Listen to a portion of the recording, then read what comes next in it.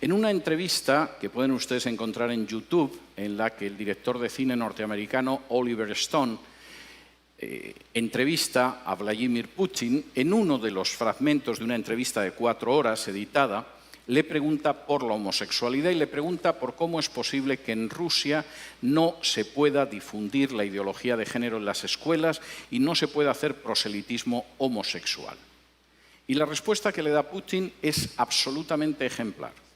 En Rusia no se persigue, no se encarcela, no se discrimina a ningún adulto por ser homosexual. Hay actores, hay artistas, hay deportistas que son homosexuales y nadie los persigue ni los discrimina. Pero no vamos a tolerar que adoctrinen a los niños en una ideología que es contraria a la familia.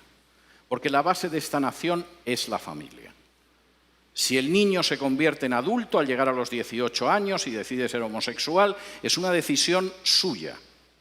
Pero no vamos a tolerar que la familia la destruyan desde abajo, haciendo proselitismos con niños que no tienen el criterio suficiente para decidir en un sentido o en otro. Yo puedo estar muy poco de acuerdo en muchas cosas con Putin, pero ahí le doy toda la razón. En el caso de China, todavía son más estrictos. Y he tenido ocasión de hablar con chinos acerca de esto.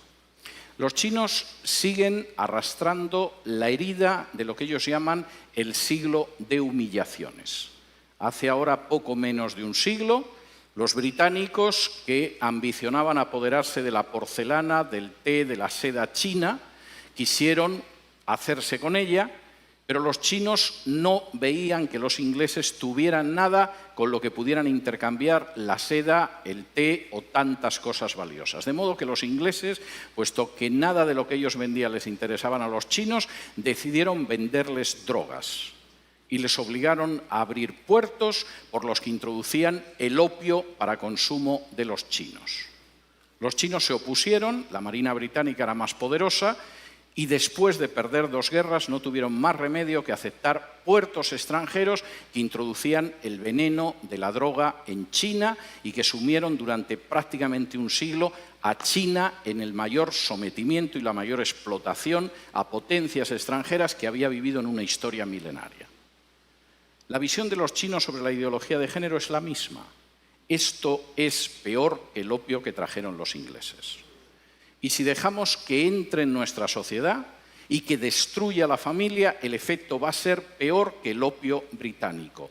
No lo vamos a tolerar. No porque seamos cristianos, el régimen es un régimen ateo, sino porque creemos en la familia y sabemos que la nación se basa sobre la familia. Me da mucho pesar que naciones que no son cristianas, sin embargo, a la hora de defender a la familia, parece que tienen una idea más clara que otras naciones que supuestamente lo son. En quinto lugar, y esto es tremendo, la ideología de género es una bomba de relojería demográfica. No hay nación ni cultura que pueda sobrevivir con un crecimiento demográfico inferior al 2,5. Están ustedes ya por debajo del 2,5 en la República Dominicana. Hasta el 2,3, que es su tasa de crecimiento en estos momentos, tienen posibilidad de reacción. Todavía es reversible, quizá en una generación, un proceso de desplome demográfico. A partir del 2% no hay esperanza. Cualquier cultura, cualquier nación está condenada sí o sí. La ideología de género va a conseguir que Europa, la Europa que yo he conocido, desaparezca en una generación, quizá en menos. En España la tasa de crecimiento demográfica es del 1,1. Es normal, hemos matado más de 1 millón de criaturas en el vientre de sus madres, siguiendo la supuesta salud sexual y reproductiva. La tasa de crecimiento de los musulmanes en España es del 8,1. Como ven, el futuro que le espera a la cultura española y a la nación española no es ideal. Reduzcan ustedes su tasa de crecimiento. Bajen del 2,3 en el que están ahora a un punto de crecimiento demográfico donde se condenen a sí mismos como país y como cultura. Y después solo falta que puedan entrar en masa inmigrantes de otro país sin ningún tipo de control y la República Dominicana que ustedes conocen habrá desaparecido antes de un cuarto de siglo.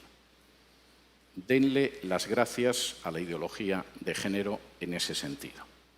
Finalmente, y esto me parece muy importante, la ideología de género es un ataque directo contra la soberanía nacional. Finalmente, no es algo que deciden los políticos de este país. Los políticos de este país, en muchos casos, ignoran qué es la ideología de género, como los políticos de otro país.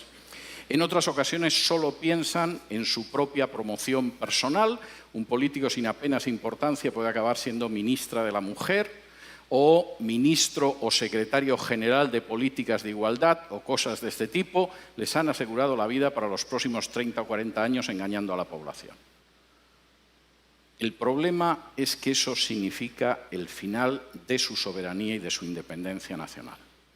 La ideología de género se está imponiendo en países donde para poder recibir ayuda de instituciones internacionales, préstamos, renovación de créditos, se exige y se presiona a esos países para que admitan en su derecho interno la ideología de género. Y he tenido la posibilidad de hablar con dirigentes de países de Hispanoamérica y no de Hispanoamérica que tenían que confesar las angustiosas presiones que habían recibido de organizaciones ligadas a Naciones Unidas o al Departamento de Estado de Estados Unidos para admitir la ideología de género en su seno o enfrentarse con una situación difícil desde una perspectiva económica. No existe ningún derecho que permita, legitime o tolere que una instancia exterior del tipo que sea imponga a una nación la ideología que tiene que tener.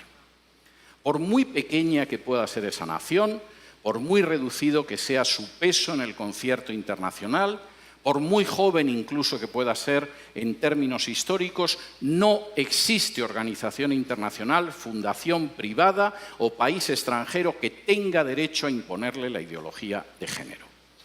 Y eso es algo que ustedes tienen que tener claro.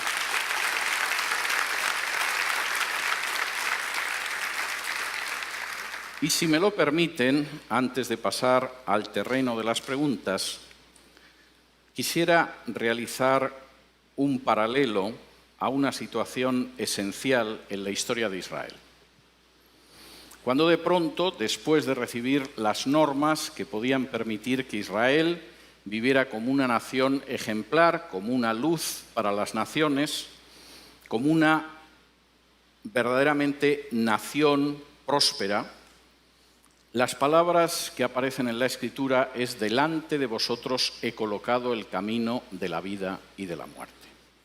Ustedes tienen ahora mismo delante de sí mismos el camino de la vida o de la muerte. Esto no es algo que va a suceder dentro de 10, de 15, de 20 o de 30 años. Ahora mismo tienen delante el camino de la vida o el de la muerte. Tienen delante un camino de vida en el cual puedan construir esta nación sobre la base de familias equilibradas, armoniosas y fuertes, donde puedan educar a sus hijos en la verdad y en el temor de Dios, donde puedan hacer que salgan buenos ciudadanos de sus familias, donde puedan conservar la independencia y la soberanía nacional y donde conserven la libertad y el derecho a decidir la educación. Y ese es un camino de vida para este país, como para cualquiera. O tienen delante el camino de muerte, el camino en el que van a ver cómo su soberanía nacional desaparece, cómo se destruye la familia natural, cómo se acaba con el sistema educativo, cómo se levanta un sistema de mordaza totalitaria sobre los ciudadanos de este país, cómo se tritura el principio de igualdad bajo la ley, cómo su demografía desaparece y cómo al final se encuentran condenados como cultura o como nación. Delante de ustedes ahora mismo hay un camino de vida y hay un camino de muerte encarnado en la ideología de género. Ustedes son los que tienen que decidir. Muchas gracias.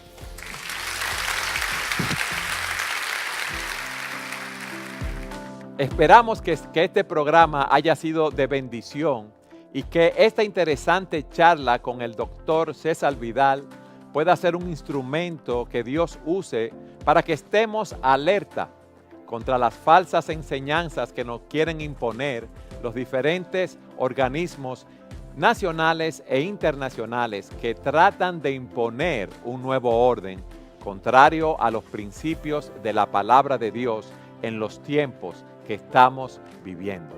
Gracias por habernos acompañado en su programa Entendiendo los Tiempos.